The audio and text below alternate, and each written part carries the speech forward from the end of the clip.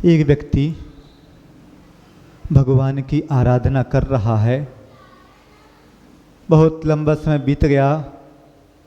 एक दिन अचानक उसकी आराधना से देवता लोग प्रसन्न हुए और आकाशवाणी हुई कि मांगो, क्या मांगना चाहते हो।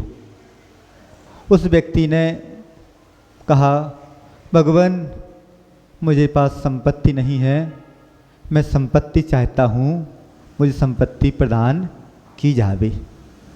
तथास्तु हुआ, संपत्ति प्रदान कर दी गई। कुछ दिन बाद फिर वह व्यक्ति भगवान की आराधना कर रहा है। आराधना करते करते फिर ऐसी स्थिति बनी कि फिर आकाशवाणी हुई और पूछा गया कि क्या चाहते हो।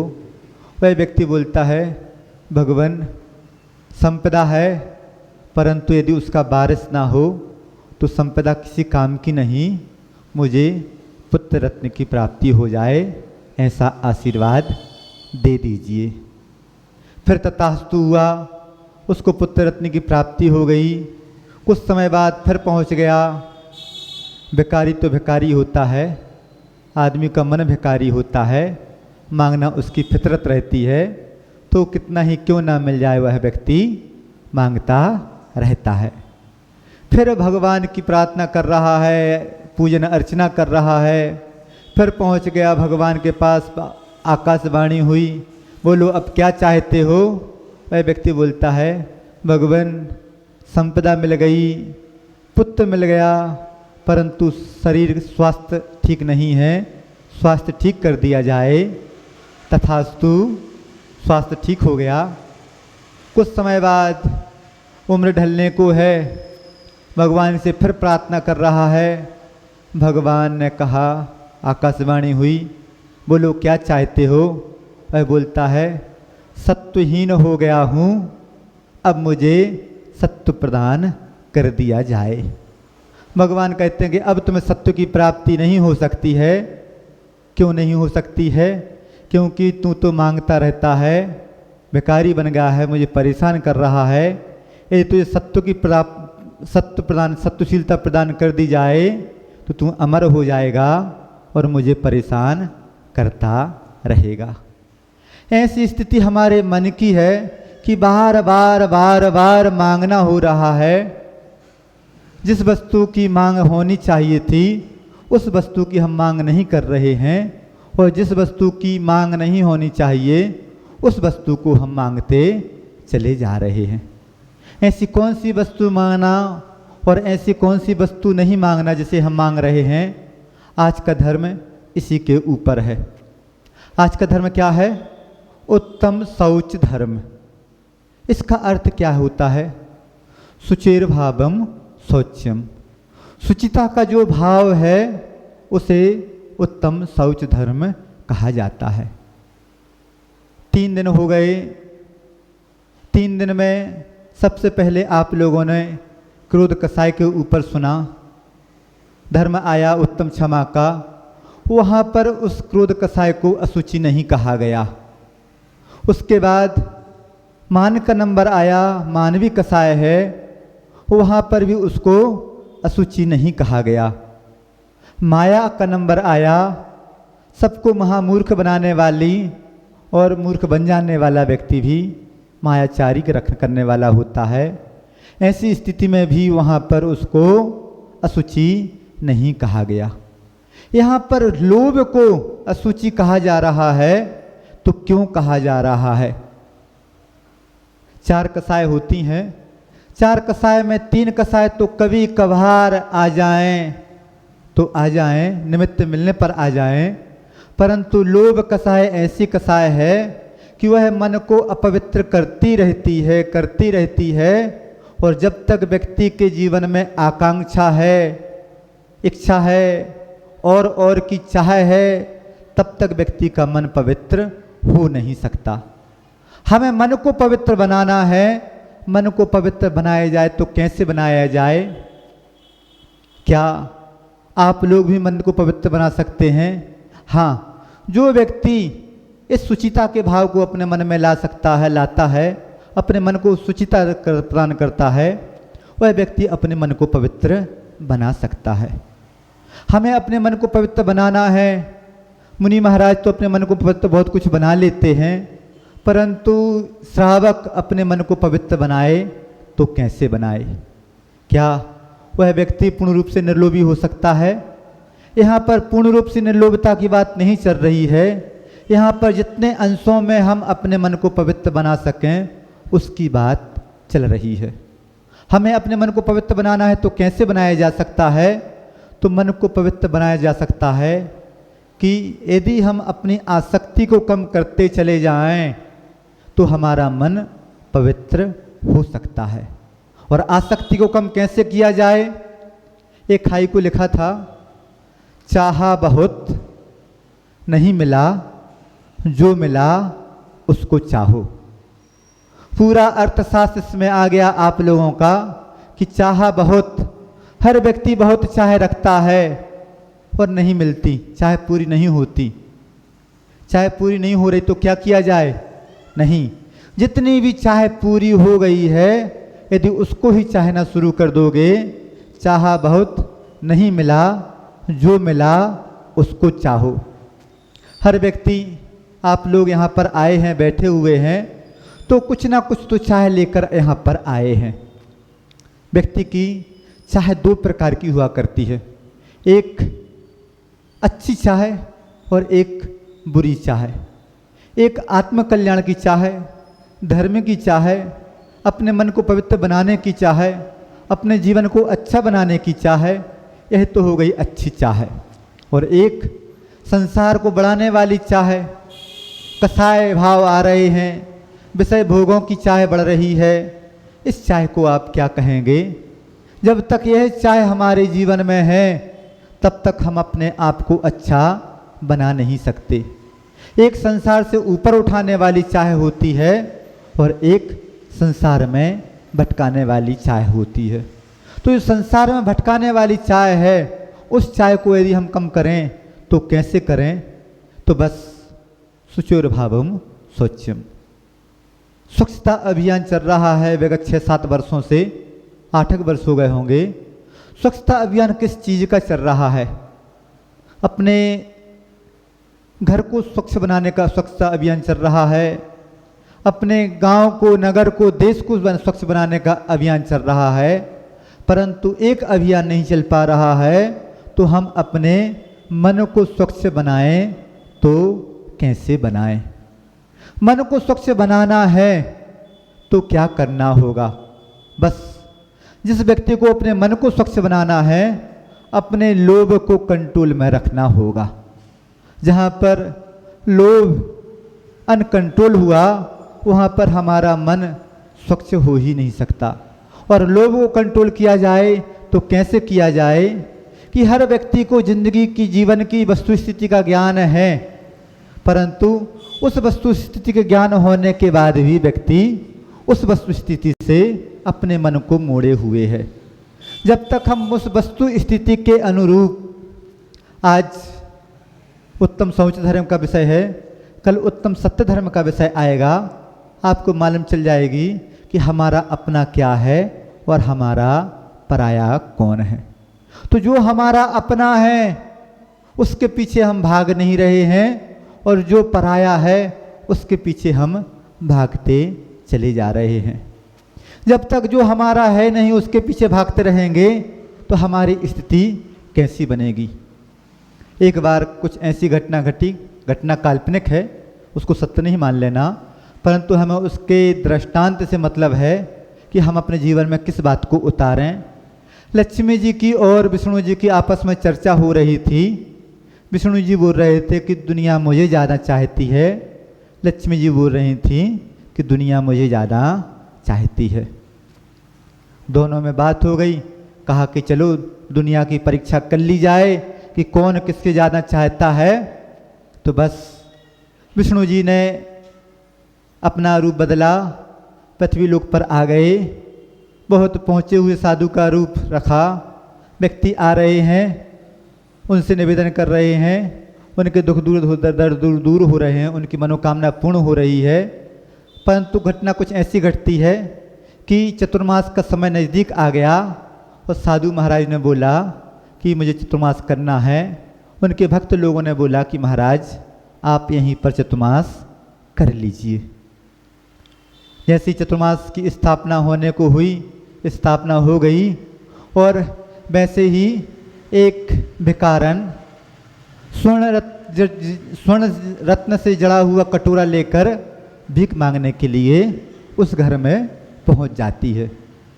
और जैसे ही भिखारन को भीख मांगते देखा और उसके कटोरे को देखकर आदमी की आंखें चकाचौंध भरी हो गईं। बोलती है कि है तो भिखारन, परंतु रत्नों और स्वर्ण से बना हुआ कटोरा लिए हुए है, कुछ ना कुछ बात तो होगी। उस भिखारन ने कहा कि मुझे पानी चाहिए। उस कटोरे में पानी दे दिया गया और पानी पीने के बाद उस भिखारन ने अपने कटोरे को फेंका और दूसरा कटोरा उसके हाथ में उससे भी ज़्यादा सुंदर कटोरा आ गया। हर व्यक्ति देखकर कि बड़ी चमत्कारी भिखारन है, अब वह बोलते हैं कि तुम यहीं पर रुक जाओ। तो वह भिखारन बोलती है कि यदि ये साधु महात्मा यहाँ पर रुके रहेंगे तो हम यहाँ पर रुक नहीं सकते। अब क्या हो, बस व्यक्तियों ने साधु महाराज से कहा कि महाराज आप अपना डेरा डंगर उठाइए, हम तो इस भिखारन को रुकने का स्थान दे रहे हैं। क्या हुआ है, किसको आदमी चाहते हैं? क्या धर्म को चाहते हैं या लक्ष्मी को चाहते हैं? बहुत कुछ स्थिति आप लोगों के साथ भी ऐसी कुछ हो रही है। धर्म की बात चल रही है, कितने व्यक्ति बैठे हुए हैं? गिनती के 200-300 व्यक्ति होंगे। आज सुबह एक बच्चे ने आकर बहुत अच्छी बात बोली। उस बात को उस बच्चे ने तो समझ लिया, परंतु यहाँ के ना तो अध्यक्ष महोदय समझ पाए, ना यहाँ के जितने सोशल ग्रुप हैं वो समझ पाए, ना यहाँ के मंत्री लोग समझ पाए। विगत 10-20 वर्षों से वह स्थिति बार बार घटित हो रही है। उस व्यक्ति ने, बच्चे ने आके बोला कि महाराज जी आज शाम को जुआ है। क्या बोला? आज शाम को जुआ है। हमने कहा कैसा जुआ है? बोलता है महाराज जी धार्मिक किस्मत कनेक्शन नाम दिया गया है, 100-100 रुपये के टिकट बेचे गए हैं और उसमें लकी ड्रा में से उसमें किस्मत खुलेगी जिसकी, उसके लिए बहुत कुछ इनाम दी जाएंगी। अब बतलाओ कि 100 रुपये के दान में, 100 रुपये के उसमें यदि व्यक्ति को 1000 रुपये 10,000 रुपये की वस्तु मिल रही है तो इसे आप क्या कहेंगे? जुआ नहीं कहेंगे? और शाम को देख लेना, उत्तम सोच धर्म की बात है, सुचिता की बात है, संतोष की बात है, तंबोला आदि गेम हो रहे हैं, धर्म की आड़ में जुआ खिलवाया जा रहा है, किसी व्यक्ति को कुछ समझ में नहीं आ रहा है। आज के दिन, संतोष के दिन जुआ के काम सामने आ गए। अब बतलाओ कि आप लोगों को धर्म ज़्यादा प्रिय है कि लक्ष्मी ज़्यादा प्रिय है? बतलाओ, सुस्त बताओ। बहुत कुछ स्थिति ऐसी होती चली आ रही है कि हमें अपने मन को पवित्र करना है। ये धर्म 10 दिन धर्म के पवित्र, 10 दिन धर्म के अपने मन को पवित्र करने के लिए मिले हुए हैं, परंतु क्या हम अपने मन को पवित्र कर पा रहे हैं? नहीं, हम अपने मन को पवित्र कर ही नहीं पा रहे हैं। क्यों? क्योंकि जो वस्तु हमारी अपनी है उसको हम भूल चुके हैं और जो वस्तु हमारी अपनी नहीं है उसको हम याद किए हुए हैं, उसको पकड़कर हम चल रहे हैं। जब तक उसको हम पकड़ के चलते रहेंगे। अभी जो बात आई कि चाह, चाह से क्या होता है, तो कहा जाता है चाह से दाह बढ़ती है और दाह से क्या होता है? दाह से आह निकल जाती है। और यदि चाह को सही राह दिखा दी जाए तो चाह आपके जीवन को वाह वाह भी कर सकती है। अब बतलाइए कि आपके जीवन में वाह वाह हो रही है कि आपके जीवन में आह आह हो रही है? हमारे जीवन में आह आह हो रही है, परंतु फिर भी हमारा मन उस धन संपदा से ऊपर उठ ही नहीं पा रहा है। इतनी ज़्यादा आसक्ति हो गई, इतनी ज़्यादा आसक्ति हो गई कि बस कुछ न मत पूछो। जुड़ के गया, सब छोड़ के गया, पाप ले गया। आदमी जोड़ता बहुत है। किस लिए जोड़ता है? उसके मन में एक भावना रहती है कि मेरे भविष्य में काम आएगा। भविष्य में काम क्या आया? यदि श्वासें बची रहीं तो भविष्य में सब कुछ काम आ सकता है, और यदि श्वासें नहीं बची रहीं तो कितना क्यों ना जोड़ लिया जाए। सब खाली हाथ आए थे और खाली हाथ ही जाना है। परंतु हम कर क्या रहे हैं? संपत्ति आई, विपत्ति का भंडार साथ में लाई। संपत्ति आती है और क्या? विपत्ति का भंडार साथ में लाती है। आदमी बहुत जोड़ रहा है, बहुत जोड़ रहा है। अभी कहा कि जोड़ना बुरा नहीं है, जोड़ना बुरा नहीं है, परंतु आसक्ति के साथ जोड़ना बहुत बुरा है। आसक्ति कैसी आसक्ति? पूज्य सुधा सागर जी महाराज जी ने, पूज्य प्रमाण सागर जी महाराज जी ने 4 बातें बतलाई थी। लक्ष्मी 4 प्रकार की होती है। कौन कौन सी? एक लक्ष्मी होती है भाग्य लक्ष्मी, दूसरी लक्ष्मी होती है पुण्य लक्ष्मी, तीसरी लक्ष्मी होती है पाप लक्ष्मी, और चौथी लक्ष्मी होती है अभिशप्त लक्ष्मी। अभिशाप देने वाली, अभिशप्त बन गई जो। तो भाग्य लक्ष्मी क्या चीज है? करोड़पति के यहाँ बेटा पैदा हुआ, मुख में सोने की चम्मच दबा के पैदा हुआ। उस व्यक्ति को कोई कुछ नहीं मालूम कि धन संपदा का कैसे क्या उपभोग होता है, कैसे क्या उपयोग होता है। वह कहलाती है भाग्य लक्ष्मी। पुण्य लक्ष्मी क्या है? वह जो लक्ष्मी हमें प्राप्त हो गई है, उस लक्ष्मी का सत्कार्यों में उपयोग कर देना, यह हो गई पुण्य लक्ष्मी। और पाप लक्ष्मी क्या होती है? पाप लक्ष्मी जैसे जैसे आदमी के पास लाभ बढ़ता चला जाता है, वैसे वैसे लोभ बढ़ता चला जाता है। और लाभ बढ़ता चला जा रहा है, लोभ बढ़ता चला जा रहा है, तो कहा जाता है कि जो व्यक्ति करोड़पति अरबपति हो गया, उसके पास कैसी संपदा है। पुण्य के उदय में तो संपदा आई है, परंतु वह संपदा पाप को देने वाली हो गई। पुण्य के उदय में पाप को देने वाली संपदा। बतलाइए कि बाढ़ आती है, और बाढ़ आने के बाद कैसे पानी से बाढ़ आती है? गंदगी के साथ बाढ़ आती है। और गंदगी के साथ बाढ़ आने के बाद बाढ़ चली जाती है तो क्या छोड़ जाती है? तो गंदगी ही छोड़ जाती है। अब गंदगी छोड़ जाए, ऐसी धन संपदा किस काम की कि संपत्ति धन गंदगी छोड़ गई। आज बहुत कुछ परिवारों में बहुत कुछ ऐसा ही हो रहा है। जब तक हम अपने बच्चों को संस्कार नहीं देंगे, तब तक हम, कहा गया कि पुत्र कपूत तो का धन संचय, पुत्र सपूत तो का धन संचय। पूत यदि सपूत है तो धन संचय करने की बहुत ज़्यादा आवश्यकता नहीं है, और पूत यदि कपूत है तो बहुत ज़्यादा धन संपदा इकट्ठी करके भी चले जाओगे तो उस धन संपदा को वह व्यक्ति व्यसनों में उड़ा देगा। तो जो बात चल रही है कि परसों नरसों किसी व्यक्ति ने एक बात बोली थी कि हम बच्चों के लिए जो छोड़ के जाते हैं उसे हम वसीयत कहते हैं, और हम बच्चों में जो छोड़ के जाते हैं उसे हम विरासत कहते हैं। अब बतलाओ कि हम बच्चों में क्या छोड़कर जा रहे हैं? क्या हम बच्चों में संस्कार छोड़कर जा रहे हैं, या हम बच्चों में जमीन जायदाद बहुत छोड़ जाओगे, परंतु यदि उसके पास संस्कार नहीं है तो क्या उस धन संपदा का सदुपयोग हो पाएगा? नहीं, उस धन संपदा का कुछ भी सदुपयोग नहीं हो पाएगा। तो जो बात चल रही है कि अब आ गई अभिशप्त लक्ष्मी।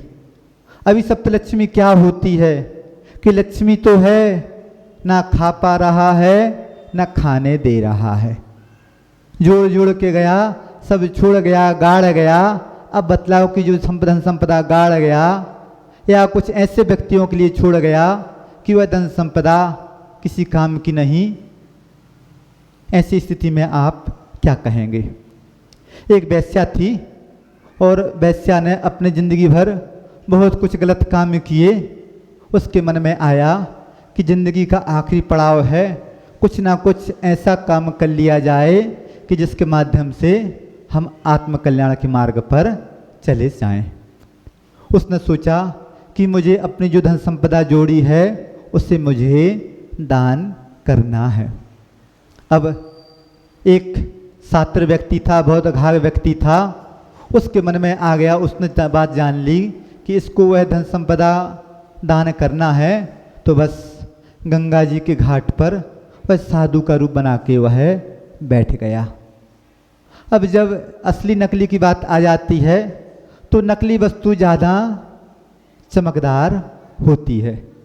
यहाँ पर कोई ऐसे साधु आ जाएं कि जो मंत्र तंत्र करने वाले हों, गला ताबीज देने वाले हों, चमत्कार को नमस्कार करने वाले आप लोग हैं, यदि ऐसे चमत्कार वाले कोई साधु आ जाएं तो यहाँ पर पूरी गुना की समाज, जैन जैनेतर समाज और बाहर के समाज के व्यक्ति भी यहाँ पर आ जाएं, चमत्कार को नमस्कार करें, कृपा बरसेगी। अब बतलाओ कि कृपा कैसे बरसेगी? तो बस वह व्यक्ति साधु का रूप बना के वहाँ पर बैठ गया, साधु का रूप बनाए हुए है।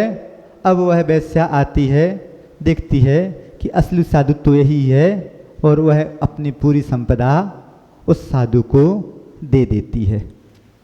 अब संपदा दे दी, उस साधु ने वहाँ पर कुछ भोजन आमंत्रित दिया और बोलता है कि गंगा जी के घाट पे खाई पूरी और खांड, खाई खीर और खांड, यूं का धन यूं ही गया, तू वेश्या में भांड। अब बतलाओ कि ऐसा पैसा कमाया और ऐसा ही चला गया, पाप के पुण्य के उदय में पैसा कमाया और पाप में निकल गया, तो क्या उस पैसे की सार्थकता है? नहीं, उस पैसे की सार्थकता नहीं है। तो हमें क्या करना है? हमें क्या करना है? तो प्रमाण सागर जी महाराज जी कहा करते हैं कि जो धन संपदा है, मनुष्य शरीर को भी उन्होंने घटाया, वह इसका हम उपयोग करें कि उपभोग करें। यदि हम उपभोग करेंगे तो पाप दे के चला जाएगी धन संपदा, और यदि हम उसका उपयोग करेंगे तो पुण्य के उदय में जो प्राप्त हुआ है उसके माध्यम से हमारा पुण्य ही बढ़ता चला जाएगा। परंतु कुछ कंजूस ऐसे होते हैं, कैसे होते हैं कि एक कंजूस दादाजी 90-95 साल के हो गए होंगे, आखिरी समय चल रहा था, अपने बगीचे में लेटे हुए थे, उनकी नज़र चारों ओर पड़ी और कुछ बस शब्द बोल रहे हैं, बाबा झा झा। क्या बोल रहे हैं? बाबा झा झा। किसी व्यक्ति को कुछ समझ में नहीं आया कि बाबा जी क्या बोलना चाहते हैं। बाबा जी भी कंजूस थे और उनके बेटे तो महालोभी थे। उनके मन में भाव आ गए कि जरूर बाबा जी ने कहीं पर किसी झाड़ के नीचे धन आदि गाड़ा होगा, तो उसको बताना चाह रहे हैं, अब कुछ बता नहीं पा रहे हैं।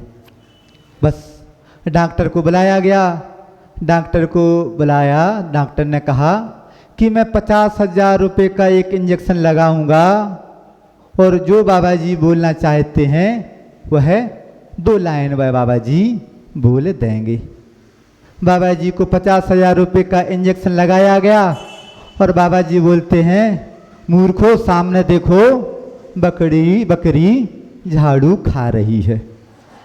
अब बतलाओ कि बकरी झाड़ू खा रही है, आखिरी समय चल रहा है, घर परिवार वाले नमोकार मंत्र सुना रहे हैं, परंतु उनकी इच्छा, उनकी दृष्टि कहाँ पर है?